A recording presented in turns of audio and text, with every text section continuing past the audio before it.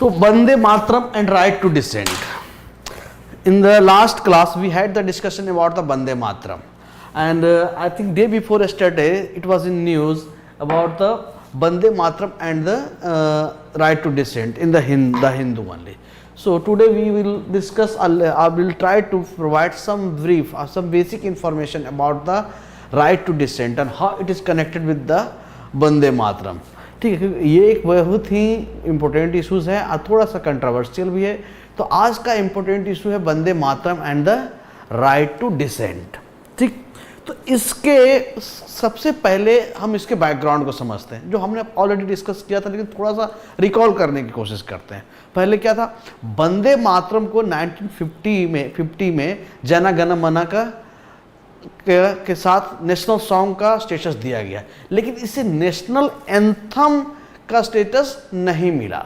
ठीक है, अगर हम 1930s में करें तो इसके कुछ स्टैंजास को लेकर के कंट्रोवर्सी हुई थी. क्यों हुई थी? क्योंकि उनमें मदरलैंड को हिंदू गॉडेस को जैसे दुर्गा, लक्ष्मी, सरस्वती के रूप में पोर्ट्रे किया गया था. मुस्लिम लीग और कुछ अन्य लोगों ने इस पर ऑब्जेक्शन उठाए और इसलिए कांग्रेस वर्किंग कमेटी ने अक्टूबर 1937 में डिसाइड किया कि केवल पहले 2 स्टैंजास को ऑफिशियल गैदरिंग्स में गाया जाए, क्योंकि वो कंपैरेटिवली सेकुलर थे, क्योंकि we have the secular characteristic in the constitution itself. ठीक है ना. तो वन ऑफ द थिंग्स कि पहले इम्प्लिसिट था, उसके बाद में ठीक ऐड किया गया था प्रियम्बल में.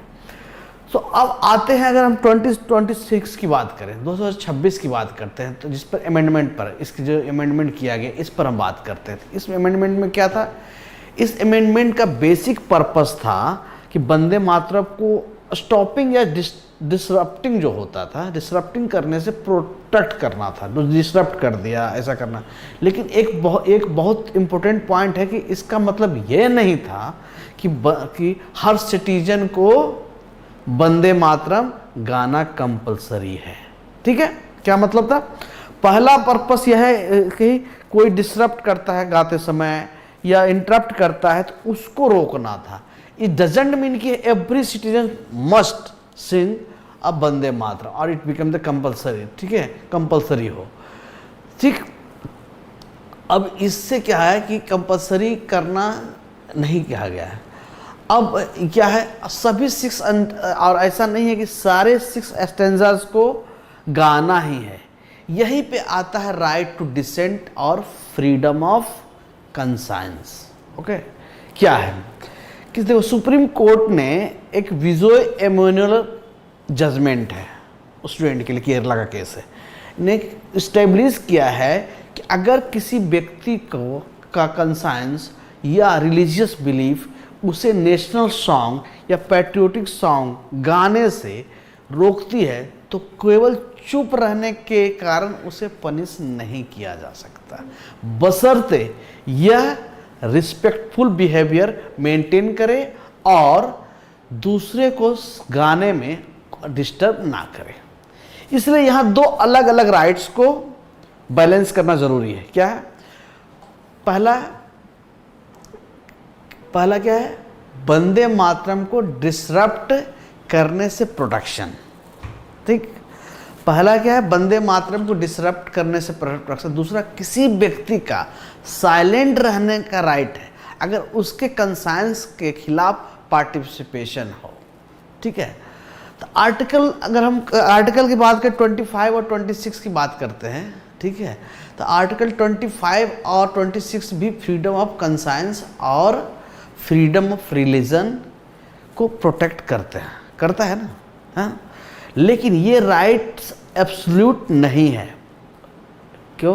बिकॉज अगर हम पब्लिक ऑर्डर, मोरालिटी और हेल्थ जैसे कॉन्स्टिट्यूशनल लिमिटेशन को अप्लाई करते हैं तो, अगर देखते हैं तो. ठीक है, अब सबसे इम्पोर्टेंट बात क्या है, अगर हम कंक्लूजन पे आए तो 2026 का अमेंडमेंट जो है वंदे मातरम को प्रोटेक्शन देता है, लेकिन पार्टिसिपेशन को कंपलसरी नहीं करता, बनाता. प्रोटेक्शन देता है कि भैया तुम डिसरप्ट नहीं करोगे, इंटरप्ट नहीं करोगे। यानी अगर कोई व्यक्ति, कोई पर्सन रिस्पेक्टफुल्ली खड़ा रहता है लेकिन अपने कंसाइंस के कारण सॉन्ग नहीं गाता है तो उसे सिर्फ इसलिए पनिश नहीं किया जा सकता, ठीक है, कि भैया तुमने गाना नहीं गाया। इस पूरे डिबेट में हमें पैट्रियोटिज्म और इंडिविजुअल फ्रीडम ऑफ कंसाइंस दोनों को बैलेंस करना होगा, ठीक है। यही है वंदे मातरम कंट्रोवर्सी का कॉन्स्टिट्यूशनल एसेंस। क्या है कॉन्स्टिट्यूशन वंदे मातरम का? Respect for the nation does not necessarily expression of patriotism, ठीक है, समझ गए। तो एक्सप्रेशन इस तरह से चीज़ों को ज़बरदस्ती के गाना ही गाना पड़ेगा, इसी डजन मतलब है कि भैया पैट्रियोटिज्म दिखाएगा, ऐसा नहीं है, ठीक है।